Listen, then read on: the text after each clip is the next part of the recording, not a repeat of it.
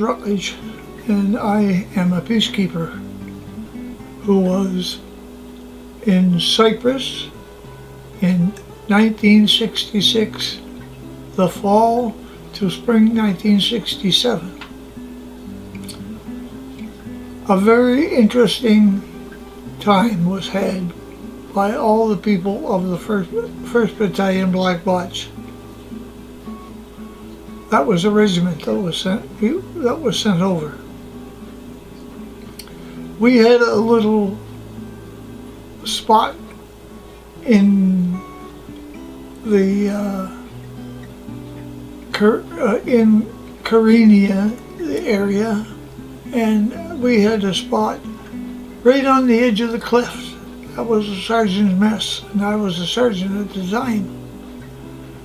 Now, you could go back of the building, and you had to be very careful once you got up back, because the edge of the cliff was right there, and you could look down over the village of Karenia and see the Karenia village, and you could see the dock where I'm going to tell you the story of.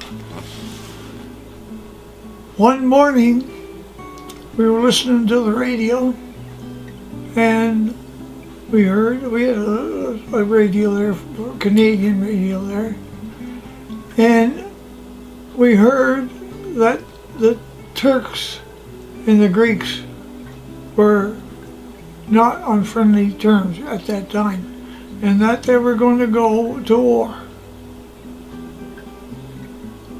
The next morning, we looked out, and the whole Greek Navy was sitting off of the village of Karenia. The reason they couldn't come ashore was that there was a storm there, and they couldn't get their landing crafts to come ashore.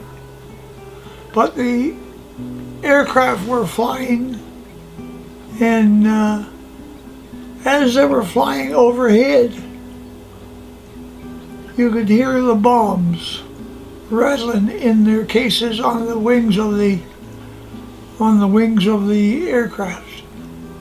They were high enough that when they were approaching our position, or I should say they were low enough that when they were approaching our position, you could look up and see the eyes of the pilots and the co-pilot. So they were pretty low. And in order to hear that bombs rattling in their bomb cases, they were pretty low. Anyways, that went on for the whole day.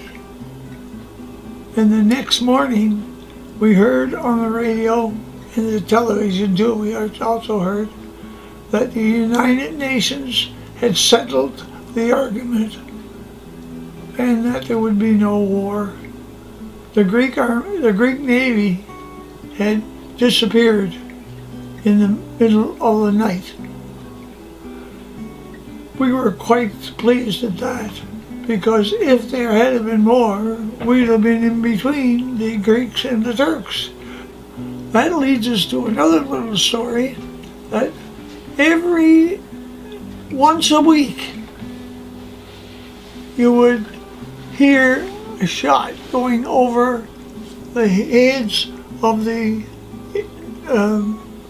peacekeepers at, say, the Greeks would fire this week, and the next week the Turks would fire around. And of course the guy in charge of the precision had to go up and see what happened. And it was the same story every time.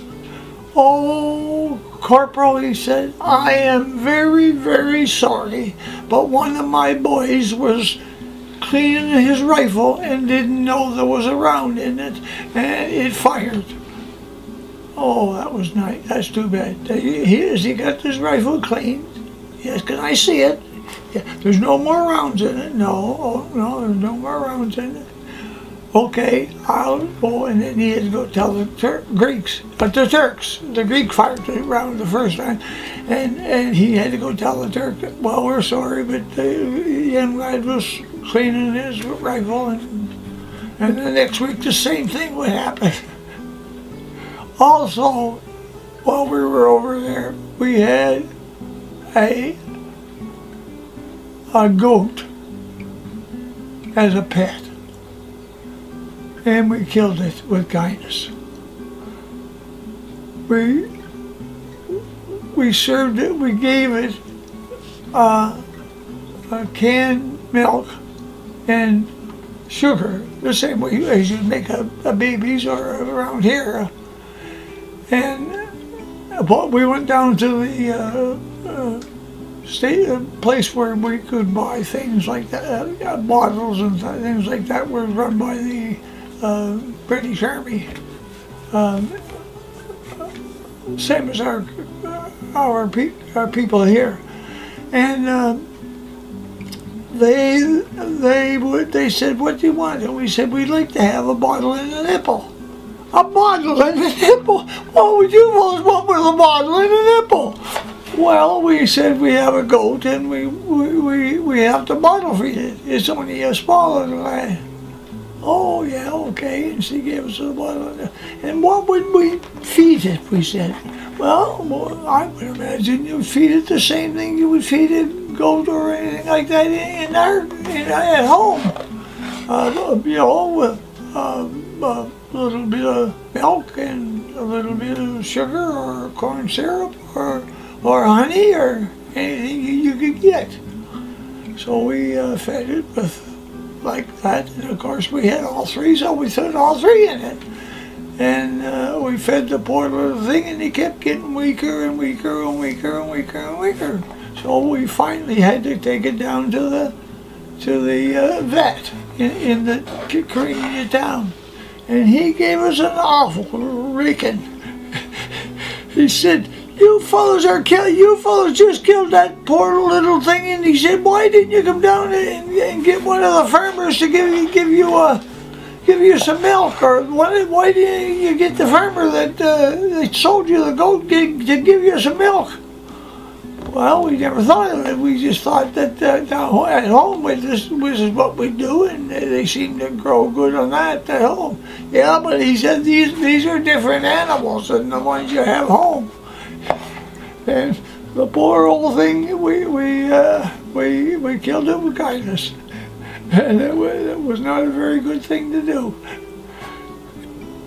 Another story. When we come over, we send an advance party over, and the advance party always consisted of the quartermaster, and the quartermaster is somebody who looks after all the gear that they have. And the reason he needs there is he's got to go around and check it all and sign for it. Of course, the night before they were going to do this counting, they had a big party for the people that arrived over, and the CQ got pretty tight, and he wandered off by himself, and didn't he fall over the bank and landed on a shelf about 10 or 15 feet down.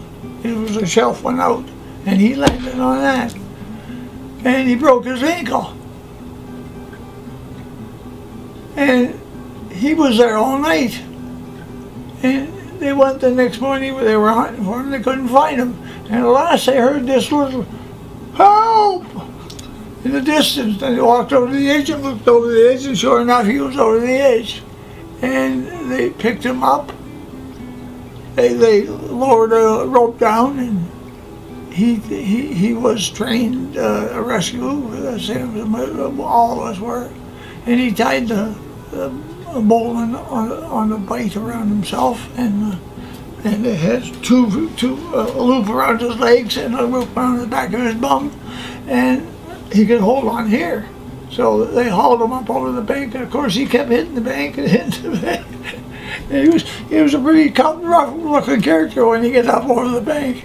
And they put him in the Jeep and took him down to the hospital, and they put a cast on his foot. After that, he was all right. And after that, they put a fence up there. Don't come any further than this. For all you fellows that are new guys that are coming in, don't come any further than this. I thought that our trip to Cyprus was fairly good.